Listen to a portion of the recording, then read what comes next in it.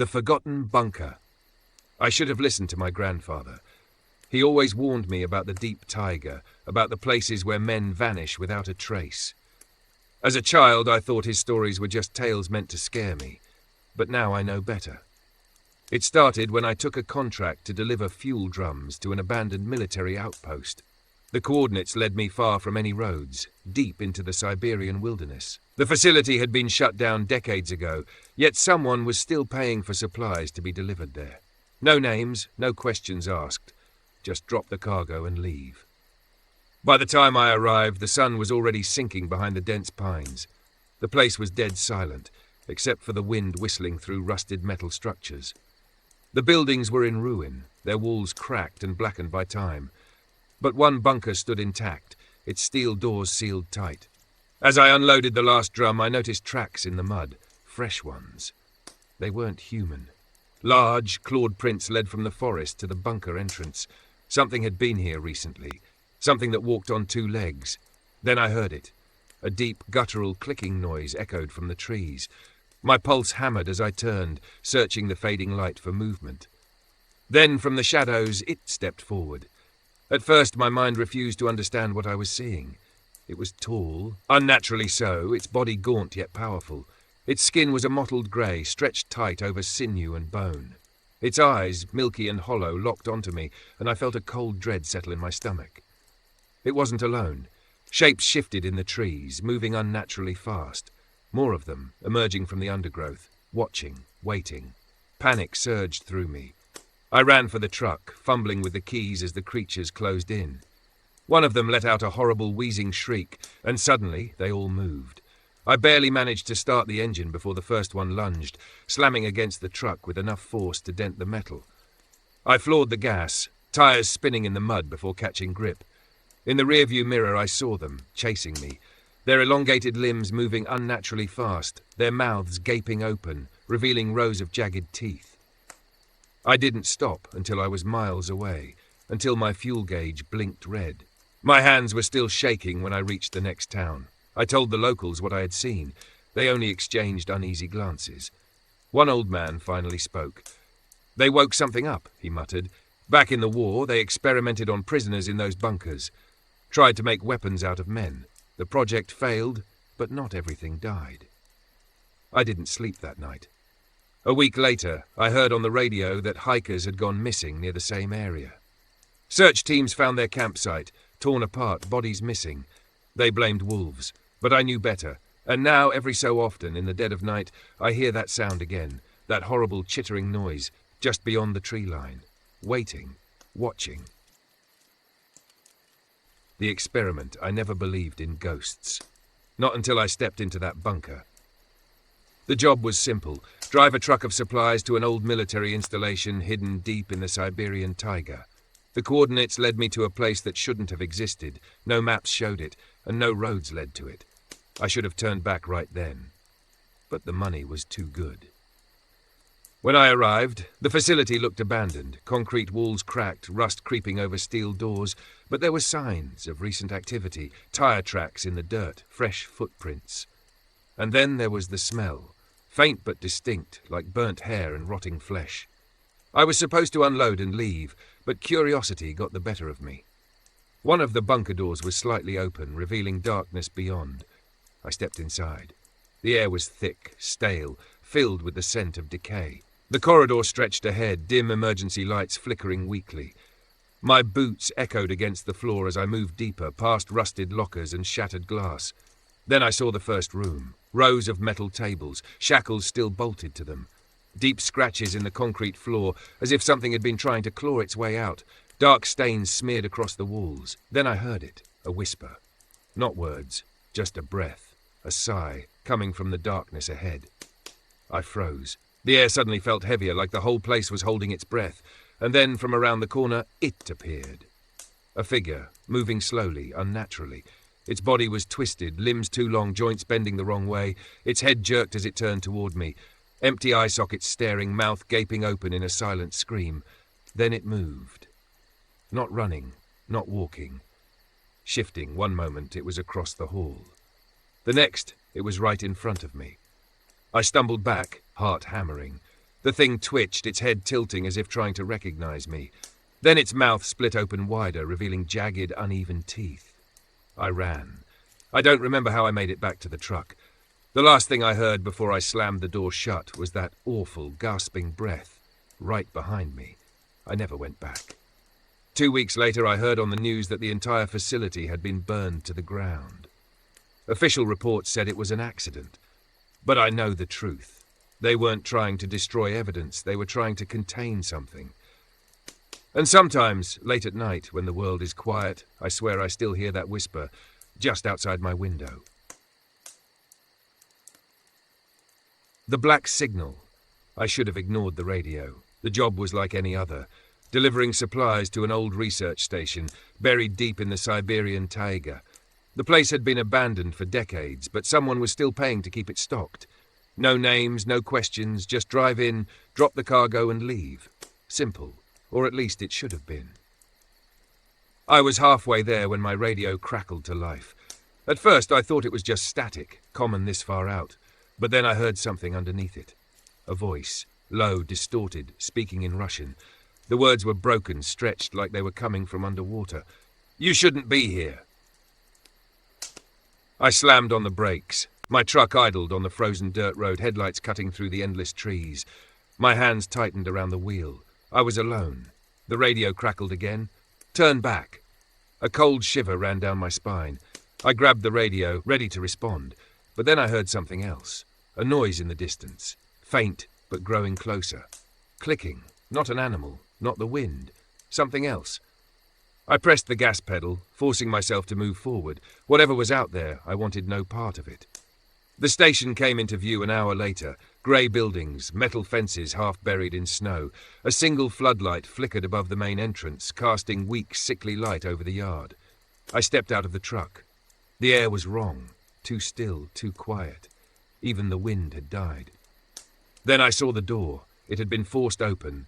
The metal frame twisted like something had pushed it apart from the inside. The darkness beyond seemed almost alive, shifting as if something was waiting just beyond sight. I knew I should leave, but then my radio crackled one last time. "It sees you." I ran. I don't remember getting back to the truck. I don't remember starting the engine. All I remember is the headlights catching something in the doorway. A shape, tall and thin, its limbs bending wrong, its face stretched into something that almost looked human. Almost. I hit the gas, tires spinning against ice, and didn't stop until I was miles away.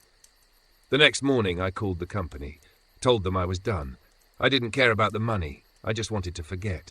They didn't argue, they just told me the station had never received my shipment. That was a week ago, and now every night my radio turns on by itself. The signal is always the same, clicking, waiting, listening. The voices below, I should have never gone down there. The contract was simple. Deliver fuel and rations to a decommissioned military research site deep in the Siberian taiga. The facility had been abandoned for decades, but someone was still keeping it supplied. No explanations, just coordinates and a warning. Do not enter the lower levels. I didn't plan to. But then I heard the voices. It started as a whisper in the wind as I unloaded the last crate. At first, I thought it was just my imagination, old pipes groaning, the structure settling. But then I heard it again. A voice, soft, fragile. "Help me!" I froze. The sound was coming from below, from a rusted service hatch half buried in frost. I should have walked away, should have ignored it. But I didn't. The hatch was heavy, its hinges stiff with age. A metal ladder led down into darkness, the air thick with the scent of damp concrete and something else, something foul. The corridor below was narrow, barely lit by flickering emergency lights. My footsteps echoed as I moved forward, past rusted lockers and broken equipment. The walls were lined with doors, some open, revealing empty rooms. Others locked, their surfaces covered in deep claw marks. Then I heard it again. "Please." The voice was coming from the end of the corridor. A single door stood slightly ajar, a faint light spilling out from within. I stepped closer, and then I saw it. The room was lined with old medical beds, straps still fastened to the frames. A single figure sat in the farthest corner, huddled beneath the dim glow of a flickering light. It was a man, or what was left of him. His body was twisted, emaciated, his skin stretched tight over sharp bones. His eyes, pale and milky, locked onto mine. And then he smiled. His mouth opened too wide, revealing rows of jagged, uneven teeth. "You finally came," he rasped. Something moved behind me. The air shifted. A shadow stretched across the floor. My entire body screamed to run, but my legs refused to move. Then the whisper turned into a growl. I don't remember making it back to the ladder. My next memory is of my truck tearing down the frozen road, my hands white-knuckled on the wheel. I tried to warn the company. They didn't listen. They only told me the facility had been sealed for over 40 years. That no one had been down there since the experiments ended, but someone or something was still there.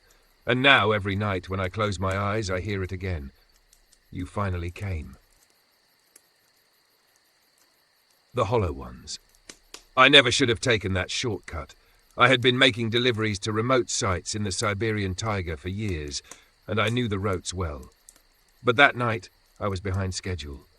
A storm was rolling in, and the thought of spending another night sleeping in my truck didn't sit well with me. So when my GPS showed a smaller, unused road cutting straight through the forest, I took it. Big mistake.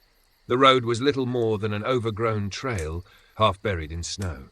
The trees pressed in on both sides, their skeletal branches clawing at the sky. My headlights cut through the darkness, but something about the way the shadows moved felt wrong. Then I saw the figures. At first I thought they were trees, tall, thin shapes standing motionless just beyond the light. But then one of them twitched. I hit the brakes. My truck skidded slightly before coming to a stop. The figures didn't move. They stood there, half hidden by the mist curling through the trees. I told myself they were just dead trees, illusions of the night. But then one of them stepped forward. It was tall, too tall. Its limbs were elongated, its fingers tapering into claw-like points. Its face was the worst part, pale and smooth, with no eyes, no nose, just a gaping black hole where a mouth should have been. And then it screamed. The sound wasn't natural. It wasn't human. It was a mixture of wind howling through a tunnel and something wet and gurgling, like a dying breath stretched too long. The others began to move. I slammed my foot on the gas, my tires kicking up slush as I tore down the path.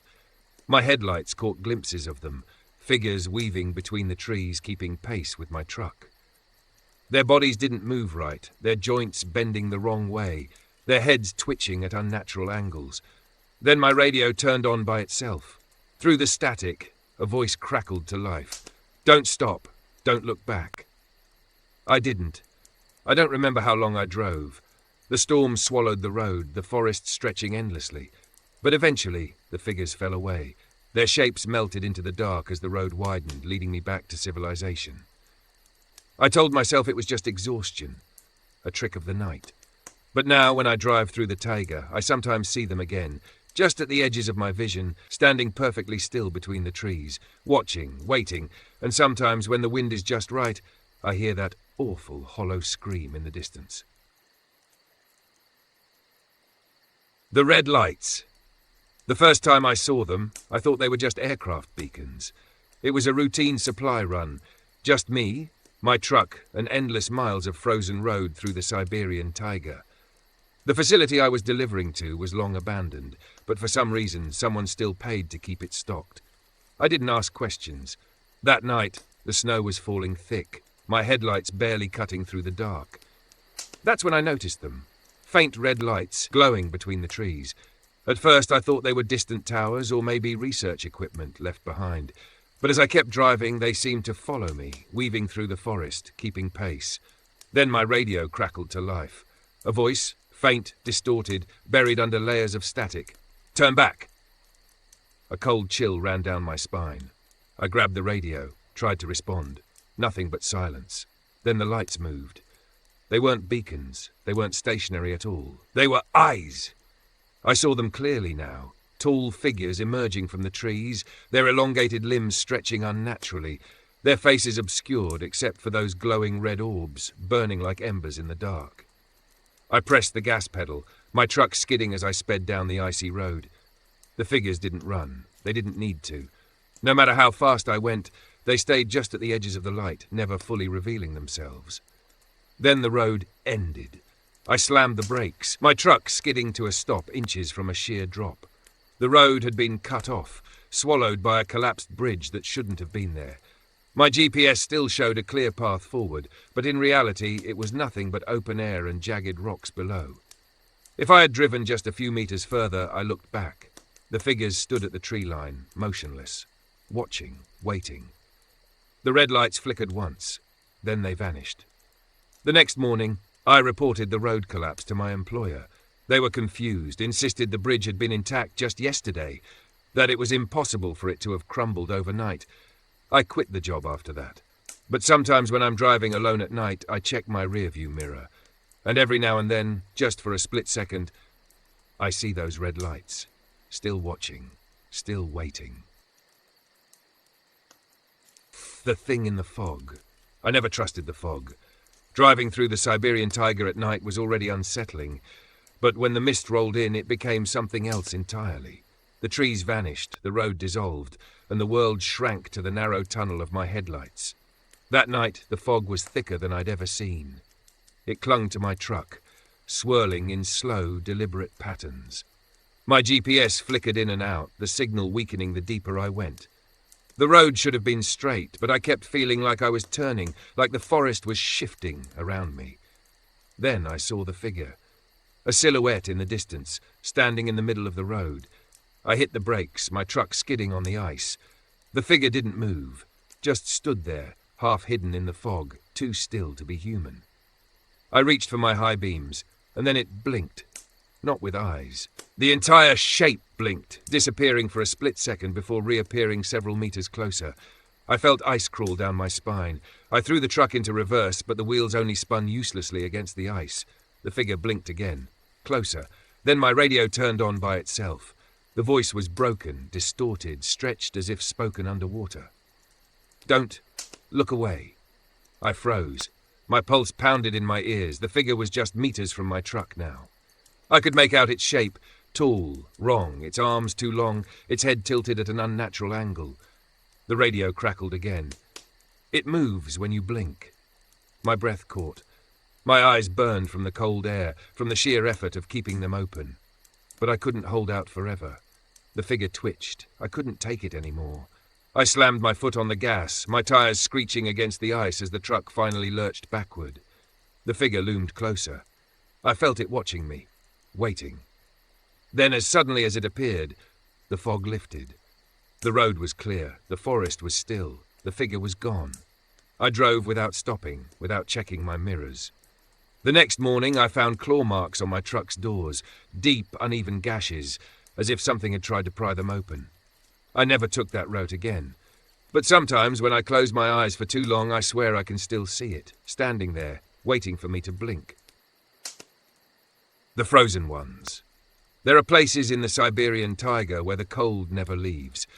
Places where even in summer the frost clings to the trees and the air smells of something old, something dead. I should have never driven through one of those places. It was supposed to be a simple supply run to a remote weather station, nothing unusual. The road was rough, barely more than a path winding through the endless pines. My GPS had already failed hours ago, and my radio only gave me silence. Then the temperature dropped. The windshield frosted over in seconds. My breath turned to thick clouds, my fingers numbing despite the heater blasting at full power. And then I saw them. Figures stood along the sides of the road, half buried in the snow. At first, I thought they were trees, or maybe old scarecrows placed there by some long-gone hunters. But then I got closer. They were people, dozens of them, standing perfectly still, their bodies covered in frost. Their eyes were open, staring straight ahead. Their mouths were slightly open, as if they had been frozen mid-scream. I slammed on the brakes. Something about them was wrong. Their skin wasn't just covered in frost. It was part of the ice, their faces fused with the frozen air itself. Their clothes were old, Soviet era, their name tags barely visible under layers of ice. Then one of them blinked. I nearly jumped out of my seat. But they didn't move. They just stood there, staring, waiting. The engine sputtered. The temperature gauge plunged to freezing levels. My truck groaned as if it was about to die. Then my radio crackled to life. A whisper. "Don't let them see you move." My hands clenched the wheel. My heart pounded. I forced myself to stay still. The figures remained motionless, but something changed. Their eyes, black, empty pits, shifted toward me. The radio whispered again. Slowly, back away. I pressed the gas pedal as gently as I could. The truck inched backward, its tires crunching over the frozen ground. The figures didn't follow, but when I blinked, just for a second, they were closer. I didn't wait to see what happened next. I floored the gas, tires spinning as I tore down the road. In my mirrors, I saw them standing there, their heads slowly turning to watch me leave. When I finally reached the weather station, the workers looked at me strangely. They told me that the road I had taken had been closed for decades, that no one had been there since an old Soviet expedition vanished without a trace. I didn't argue. I just took a different route home. But sometimes, when the frost creeps over my window, I see their faces reflected in the glass, still watching, still waiting. The howling ones. The tiger is never truly silent. Even in the dead of winter, when the snow swallows sound and the wind dies down, something always stirs in the trees. I learned that the hard way. It was supposed to be a routine job, delivering supplies to an abandoned military checkpoint deep in the forest. The kind of place that didn't officially exist. The kind of place where people disappeared. I should have turned back when I saw the first footprints. They were massive, half buried in the snow, spaced too far apart to be human, clawed. Whatever had made them was fast. I told myself it was just an old bear track distorted by the ice. But as I drove on, the feeling of being watched grew stronger. My headlights barely cut through the thick fog rolling in from between the trees, and my radio, normally filled with static, had gone completely silent. Then I heard it. A howl. Not a wolf. Not anything natural. It was deep, resonant, vibrating through my bones like something ancient had woken up beneath the ice. I pressed the gas pedal. The checkpoint was just a few kilometers ahead, but the road was getting worse, ice-covered, winding. The headlights caught glimpses of something moving between the trees. Something tall, too tall. Then the second howl came. Closer. My radio crackled. A voice whispered through the static. Do not stop. Do not listen. I wanted to believe it was interference, some old broadcast looping through the radio waves, but the voice was too clear and it felt like it was speaking directly to me. And then, movement. Dark shapes darted between the trees, keeping pace with my truck. I could barely make out their forms, long limbs, pale faces, eyes that reflected red in my taillights. Then the road ended. The checkpoint was gone. There was nothing but snow-covered ruins, burned-out vehicles, and skeletal remains tangled in barbed wire. My GPS still showed the location as active, but reality told a different story. The third howl split the night. I didn't wait. I threw the truck into reverse, tires slipping on the ice as I spun back toward the way I came. In my mirrors, I saw them stepping out from the trees. Tall. Wrong. Their faces stretched, mouths open too wide, their breath curling into the frozen air like smoke. Then the radio spoke again. Do not bring them back. I didn't. I didn't stop until I saw the distant glow of civilization, until the air felt normal again. Later, I asked around about the checkpoint. No one would talk. The few who did only whispered one thing. The military didn't abandon it. They left it as a warning. I still take jobs in the taiga, but if I hear howling, I don't check my mirrors and I never ever stop.